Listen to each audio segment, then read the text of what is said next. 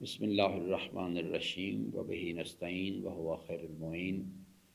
وصلی اللہ علی سیدنا و نبینا محمد و آلہ الطاہرین ربی شرح لی صدری ویسر لی امری واحلل عقدۃ من لسانی یفقہوا قولی اما بعد۔ حضرات محترم، ماہ رمضان المبارک کے حوالے سے ہم اپنی گفتگو کر رہے تھے۔ آج کی جو ہماری گفتگو ہے وہ انسانی زندگی کے اندر ایمان کا جو کردار ہے اور اس کو اسی ایمان کی بیٹری کو جو ریچارج کرنا ہے اس کے حوالے سے ہم بات کریں گے، کیونکہ یہ ایکسرسائز جو ہے یہ بنیادی طور پہ 3 مراحل پر مشتمل ہے، جسے ماہ رمضان المبارک کا روزہ کہا جاتا ہے۔ پہلے مرحلے میں یا ایھا الذین آمنوا کا خطاب کیا گیا ہے صاحبان ایمان سے، اور اس کے حوالے سے بھی قرآن کریم 2 طرح کے لوگوں کا ذکر کرتا ہے جو کلیم کرتے ہیں کہ وہ مومن ہیں، لیکن اللہ تعالیٰ پہلا جو سورہ بقرہ کے اندر ذکر کیا کہ ومن الناس من یقول آمنا باللہ وبالیوم الآخر وما ہم بمومنین، اللہ تعالیٰ آؤٹ رائٹ ان لوگوں کے دعوی ایمان کو ریجیکٹ کر دیتا ہے اور بالکل واضح طور پہ کہتا ہے فی قلوبہم مرض، ان کے دلوں میں بیماری ہے، یعنی شک کی بیماری ہے بجائے یقین کے، جس کو کلیم کرتے ہیں کہ ہم اس مسئلے پر یقین رکھتے ہیں۔ اللہ تعالیٰ آؤٹ رائٹ اس کو ریجیکٹ کرتا ہے اور کہتا ہے کہ ان کے دلوں میں شک کی بیماری، فزادہم اللہ مرضا، اور یہ اس کے نتیجے میں اللہ تعالیٰ نے ان کی بیماری کو اور بڑھا دیا ہے۔ دوسرا مسئلہ جو میں نے سورہ حجرات کے حوالے سے عرض کیا تھا کہ سورہ حجرات میں بھی ایک گروہ ہے کہ ان کو اللہ تعالیٰ یہ تو نہیں کہتا کہ یہ لوگ جھوٹ بولتے ہیں، بلکہ کہتے ہیں کہ یہ لوگ سادہ لو ہیں، کم فہم ہیں، ان کو حقیقت اس روحانی کیمسٹری کا ان کو علم نہیں ہے صحیح طور پہ، اور یہ لوگ جو ہیں اور ان کا کہتا ہے کہ یہ لوگ اسلام لائے ہیں، یعنی انہوں نے نظریے کو زباناً تسلیم تو کر لیا ہے لیکن ایمان ابھی ان کے قلوب میں داخل نہیں ہوا۔ تو یہاں پر جو چیز ہے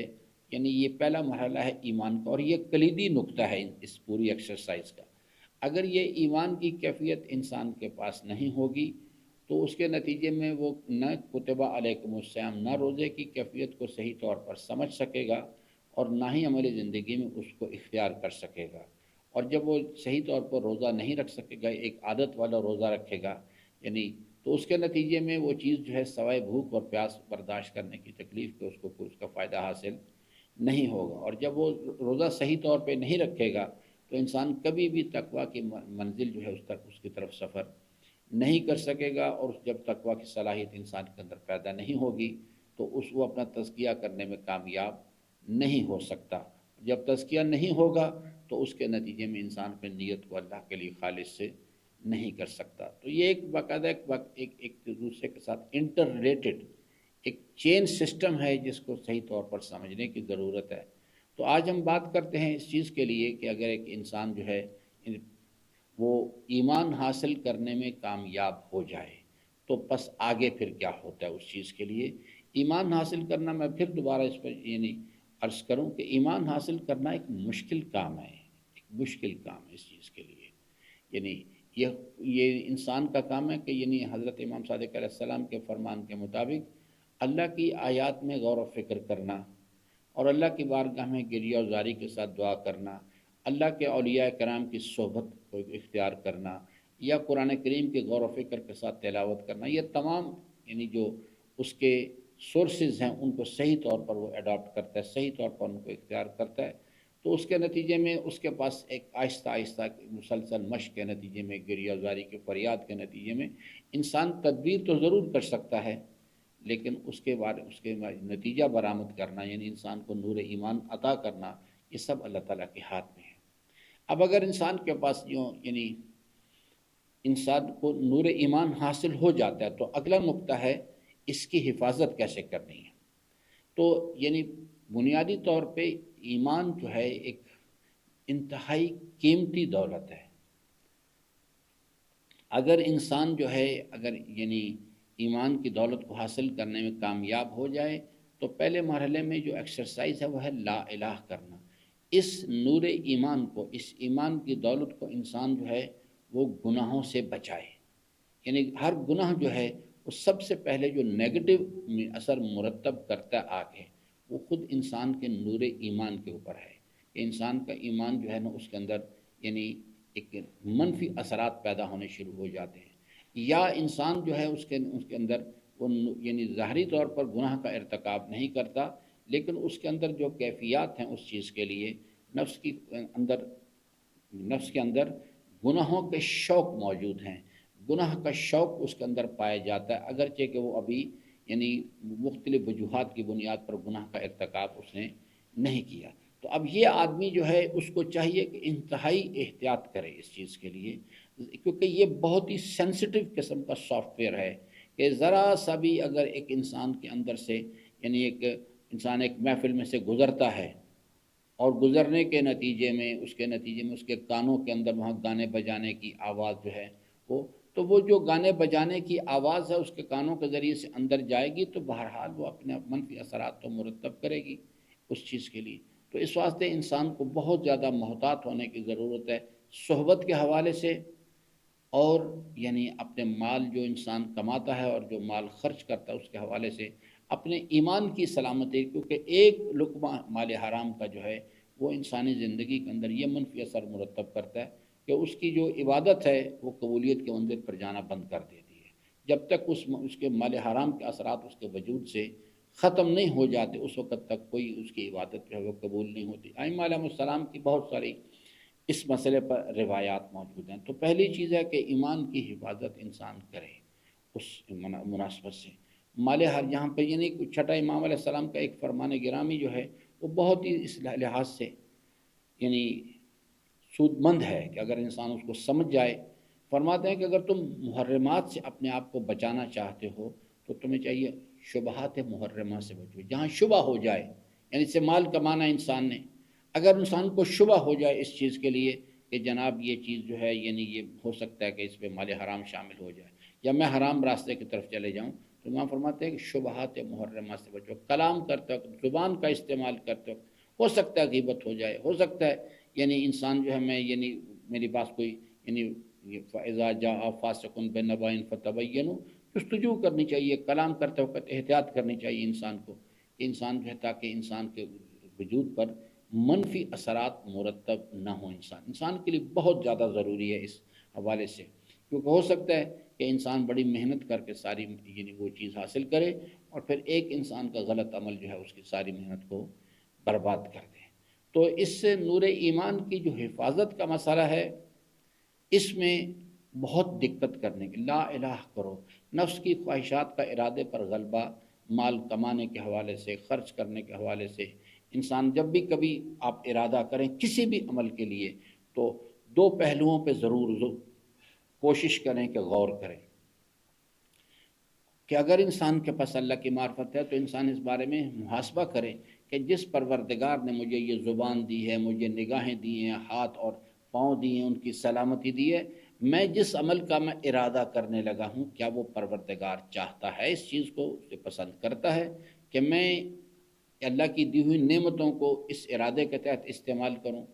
تو اگر انسان کے پاس اللہ تعالیٰ کے جلال و جمال کا، اس کے حضور کا یقین ہے تو وہ یقین انسان کو اس ارادے سے روک دے گا اگر وہ اللہ کی نافرمانی کے راستے کی طرف جانے کا اس کے لیے امکان پیدا ہو رہا ہے۔ اسی طرح سے دوسری طرف بھی انسان غور کر سکتا ہے کہ کل جو ہے جس میں اللہ تعالیٰ نے یہ سورہ حشر میں فرمایا، ہر انسان کو چاہیے کہ وہ غور کرے کہ اپنے کل کے لیے کیا روانہ کر رہا ہے، محاسبہ کرے اپنا اس چیز کے لیے، محاسبے کو زندگی کا حصہ بنا لیں اپنے لیے۔ تو اس صورت میں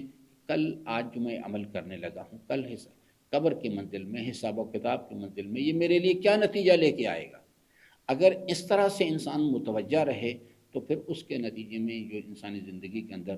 ایمان کی حفاظت کی جا سکتی ہے۔ اس لیے یہ بہت ہی حساس قسم کی چیز ہے۔ ایک تو یہ چیز میں نے آپ کی خدمت میں کی کہ ان چیزوں سے اپنے آپ کو بچانے کی ضرورت ہے۔ اس کے اندر جو یعنی ایک نیگیٹو فیکٹر کی طرف میں اشارہ کروں گا کہ صحبت جو ہے انسان کی، اور اس صحبت کے اندر دور حاضر کے اندر یہ جو سوشل میڈیا ہے یہ ایک بہت بڑا یعنی فیکٹر ہے، کیونکہ سوشل میڈیا بذات ہی کوئی بری چیز نہیں ہے۔ سوشل میڈیا ایک لطف الہی ہے، یعنی ٹیکنالوجی جو ہے اس کے اندر جو ایڈوانسمنٹ ہو رہی ہے اس وقت تک، کوئی آرٹیفیشیل انٹیلیجنس ہے یا دیگر اس کے جو اپلیکیشنز ہیں، لیکن یعنی اس کا استعمال جو ہے بنیادی طور پہ وہ یعنی اصالت، کیونکہ وہ انسان کے ارادے کے تابع ہے۔ آرٹیفیشیل انٹیلیجنس نے یا سوشل میڈیا نے کبھی کسی کا ہاتھ نہیں پکڑا کہ جناب آپ اس کے اوپر اللہ کی نافرمانی کے پروگرام دیکھیں. یہ خود انسان اپنے ارادے سے ان کو استعمال کرتا ہے. سوشل میڈیا کو برا نہیں کہنا چاہیے بالکل بھی، اس واسطے کو تو ایک لطف الہی ہے اس چیز کے لیے. وہ ہاں خود اپنے انر سیلف کی، یعنی عباد اللہ اوصیکم ونفسی بتقوی اللہ والنظم امرکم، تقوی الہی کا راستہ اختیار کریں تاکہ ہمارا انر سیلف جو ہے وہ ڈسپلن کے اندر آئے. اور جب انر سیلف ڈسپلن میں آ جائے گا تو بیرون میں یہ ہاتھ کی انگلی جو ہے، یہ جب انسان کے اندر یعنی نفس کی خواہشات کا غلبہ اسے کنٹرول کر لیا جائے گا تو یہ پھر خود بخود انگلی جو ہے نا موبائل کے کبھی اس کسی بٹن پر نہیں جائے گی جس کے ذریعے سے انسان اللہ کی نافرمانی کے یعنی راستوں کی طرف چلنا شروع کرے. یہ چیز جو ہے اس کو بہت دقت کے ساتھ، خاص طور پہ یعنی جو سوشل میڈیا ہے اسے بڑی احتیاط کے ساتھ استعمال کریں. جو چیز جتنی یعنی قیمتی ہوتی ہے، جتنی زیادہ افیکٹو ہوتی ہے، اتنا ہی زیادہ خطرناک بھی ہوا کرتی ہے اس چیز کے لیے. تو اس میں ایک چیز کا ضرور خیال رکھیں کہ جو یعنی اللہ تعالیٰ فرمایا کہ وَإِذَا جَاءَ فَاسِقٌ بِنَبَإٍ فَتَبَيَّنُوا، جستجو کریں کسی بھی خبر کو جو سوشل میڈیا کے ذریعے سے آپ کو ملتی ہے، اس کو آگے نقل کرنے سے پہلے اس کے بارے میں اچھی طرح جستجو کر لیں. اس کے راوی کون ہے، کیا بات کی گئی. اکثر لوگ جو ہیں وہ یعنی بے سروپا باتیں کر رہے ہوتے ہیں، ان کے پاس نہ اس کا کوئی یعنی کوئی دلیل ہوتی ہے، نہ اس کا کوئی دعویٰ موجود ہوتا ہے. بس صرف ایک چیز یعنی جو بنیادی ایک چیز بیان کرتے ہیں اس کے ماہرین جو ہیں، کہتے ہیں جی ریٹنگ ہونی چاہیے. وہ اپنی ریٹنگ کو بڑھانے کے لیے، اس کو اس کے مالی مفادات اس سے حاصل کرنے کے لیے اس کے اندر وہ ایک حلال و حرام اس کے اندر شامل کرتے رہتے ہیں، اور اس کے نتیجے میں ایک سادہ انسان بڑی آرام سے دھوکہ کھا جاتا ہے. تو اس واسطے اس کے اوپر اس کو یعنی اپنے ایمان کی حفاظت کے لیے، کیونکہ سب سے قیمتی دولت جو اگر انسان کے پاس موجود ہے تو اس کی دولت ایمان ہے. ایمان ہوگا تو انسان روزے کی ایکسرسائز کر سکے گا. روزے کی ایکسرسائز اگر ایمان کے ساتھ کرے گا تو اس کے نتیجے میں صلاحیت تقویٰ پیدا ہوگی. یہ چیزیں ایک دوسرے کے ساتھ انٹر ریلیٹڈ ہیں. اب آ جائیں اس چیز کے لیے کہ جناب یعنی ہم نے ان چیزوں سے تو اجتناب کریں پھر کیا. ایک چیز جو میں اس سے پہلے بھی عرض کر چکا ہوں وہ ہے کہ اللہ کی آیات میں غور و فکر کرنے کی عادت ڈالیں تاکہ ایمان کا لیول جو ہے یعنی اللہ کی آیات میں غور و فکر کریں. اور وہ بھی اس نقطہ نظر سے نہیں، جیسے میں ایک مثال آپ کی خدمت پیش کرتا ہوں کہ یعنی ہم اس پر بھی غور و فکر کر سکتے ہیں. حضرت علی اکبر علیہ السلام جو حضرت امام حسین علیہ السلام کے فرزند جو میدان کربلا میں شہید ہوئے، وہ کربلا کے پہلے شہید تھے یا آخری شہید تھے یعنی خانواد رسالت میں، یا وہ شادی شدہ تھے یا ان کی وہ شادی شدہ. میرے عزیزان زندگی کے ان معاملات میں غور کریں. میں آپ کو قرآن کی طرف متوجہ کرتا ہوں. قرآن کریم میں اللہ کی آیات کا جن کا ذکر کہ ان فی خلق السماوات والارض واختلاف اللیل والنہار لآیات لأولی الالباب، وہ لوگ جو عقل سے کام لیتے ہیں ان کے لیے اس کے اندر جو ہیں دو جہاد سے اللہ تعالیٰ نے تقاضا کیا غور و فکر کرنے کا. اللہ کی آیات میں غور و فکر کریں. میں نے کچھ آپ کے سامنے چیزیں رکھی تھی، افلا ینظرون الی الابل تا الی آخر جو ہے. اسی طرح سے آیت الکرسی ہے، اسی طرح سورہ الحمد ہے، سورہ یاسین ہے، سورہ واقعہ ہے. بے تحاشا اللہ تعالیٰ کی آیات کا ذکر کیا. ان آیات کے اندر غور و فکر کریں اور عقل کے وہ استعمال کرنے کا سلیقہ امیر المومنین سے صحیح طور پہ سمجھیں. عقل کے استعمال کرنے کے بھی طریقہ کار ہوتے ہیں، دنیا کو دیکھنا اور دنیا میں دیکھنا. عقل جو ہے اگر دنیا کو دیکھے گی تو اس کے نتیجے میں نتیجہ جو برآمد کرے گی وہ یقینی ہے، لیکن وہ دنیا کی بزرگی کا یقین منتقل کر دے گی، اور اس کے نتیجے میں انسان جو ہے دنیا کو حاصل کرنا اپنا مقصد بنا لے گا. اور اگر انسان دنیا میں دیکھے گا تو اس کے نتیجے میں عقل انسان جو ہے انسان کو جو نتیجہ منتقل کرے گی، جو یقین منتقل کرے گی، وہ دنیا کی بے ثباتی کا اور آخرت کے مفاد کا یقین ہے. اور اس کے نتیجے میں انسان جو ہے وہ آخرت کے مفادات کو حاصل کرنے کے لیے جو مشکلات ہیں ان کو برداشت کرنے کے لیے اپنے آپ کو تیار کرے گا. تو اس واسطے اللہ کی آیات میں غور و فکر کرنے کی عادت ڈالیں روزمرہ کے اندر. یہ نہیں کہ ونس اپان اے ٹائم، روزمرہ اللہ کی آیات میں غور و فکر کریں اور کچھ وقت اللہ کے لیے نکالیں. اللہ کی بارگاہ میں گریہ و زاری کے ساتھ دعا کیا کریں. ہم بالکل عاجز لوگ ہیں،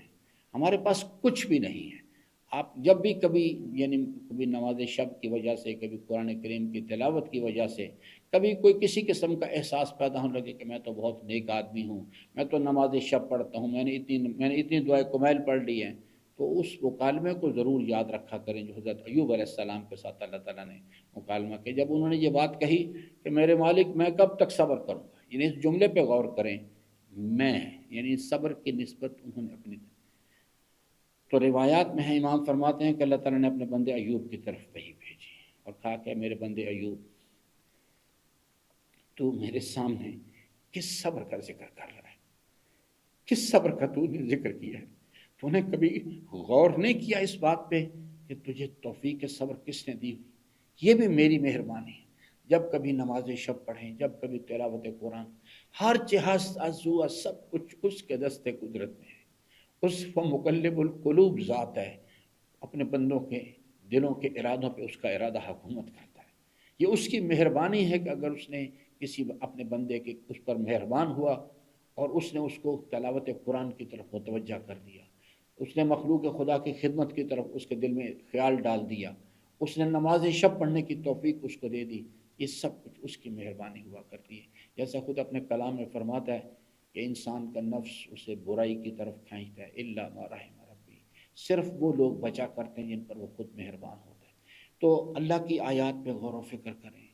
اللہ کی بارگاہ میں گریہ و زاری کے ساتھ دعا کیا کریں۔ تیسری چیز ہے کہ اللہ کے اولیاء کی صحبت اختیار کیا کریں، وہ آپ کو آپ ان سے 5 منٹ 10 منٹ 1 گھنٹہ ان کی صحبت میں اگر آپ بیٹھیں گے، وہ انہوں نے اگر زندگی کے 50 سال گزارے، 60 سال، وہ اپنے 50-60 سال کا جو تجربہ ہے،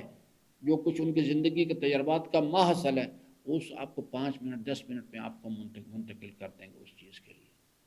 یہ بہت ضروری چیز ہے، انسان اللہ کے اولیاء کی صحبت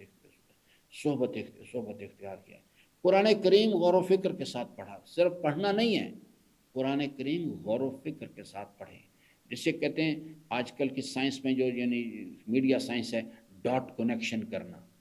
قرآن کریم میں خود اس کے بعد قرآن کریم کی بعض آیات بعض کی تفسیر کرتی ہیں، تو ایک کو دوسرے کے ساتھ ملائیں، یعنی صراط مستقیم کا ذکر کیا ہے کہ قرآن کریم میں، یعنی سورہ الحمد کے اندر، سورہ یاسین میں جا کے بتایا وَانِعْبُدُونِی ھَذَا صِرَاطٌ،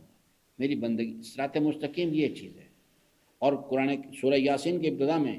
یا اپنے حبیب کے بارے میں فرمایا کہ آپ علی صراط مستقیم، آپ صراط مستقیم، آپ کی سیرت مبارکہ ہی صراط مستقیم ہے۔ تو اس طرح سے ان کے آپس میں ڈاٹ کنیکشن کیا کریں، ملا کے ایک دوسرے کے ساتھ، تو پھر آپ ایک صحیح نتیجہ برآمد کر سکتے ہیں۔ حضرت کا آخری جملہ عرض کروں، حضرت فرمایا کرتے تھے کہ جو آدمی قرآن پڑھتا ہے اور وہ قرآن کریم میں غور و فکر نہیں کرتا، اس کی مثال وہ تلاوت کی مثال اس ایسے پھل کی مانند ہے جس میں کوئی خوشبو نہیں ہے، کوئی ٹیسٹ نہیں ہے۔ تو اس واسطے میری درخواست ہے آپ حضرات سے کہ اس ایمان کو حاصل کرنا ایک بہت مشکل کام ہے، اور اس ایمان کی حفاظت کرنا اس سے بھی زیادہ مشکل کام ہے، اور پھر یہ مسلسل استعمال کرنے کے نتیجے میں یہ روزانہ کی بنیاد پہ، بلکہ ہر عمل کے ساتھ جس میں جتنی زیادہ نفس کی مخالفت کرنی پڑے گی اتنا زیادہ ایمان کی بیٹری کنزیوم ہوگی، اس کے لیول کو مینٹین کر کے رکھنا، مزید آگے کی طرف بڑھنے کے لیے اس کے اندر آمادگی پیدا کرنا، یہ ایک زحمت طلب کام ہے، تا وقت ہے کہ اللہ تبارک و تعالیٰ اپنے بندے پر مہربان نہ ہو۔ اللہ تعالیٰ سے امیدوار ہوں کہ اللہ تبارک و تعالیٰ اس ماہ مبارک کے فیض و برکات سے ہم سب کو حصہ کثیر عطا فرمائے اور اپنی رضا کی راہوں پہ چلنے کی توفیق عطا فرمائے۔ السلام علیکم ورحمۃ اللہ وبرکاتہ۔